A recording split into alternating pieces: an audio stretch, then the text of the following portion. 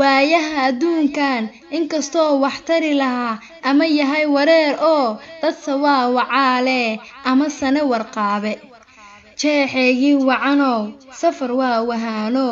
aragaaga waayabaan islahayn hawaaro waaxdiin ha jooge warwar baa dubaaqeen gilgilay oo wareemay taladeeda waayeel warkeeda aan ku siiye kolkaad wadankaaga hooyo kana weecatee mid kale dantiyo waayaha ku xire waqtiguna waa kii isgura wadkuna waa kii dhanyaal dadkuna waa kii warjeefa wacaal feejigan lahow warkiyo fikirkaaga togan ku hay hankaaga weyn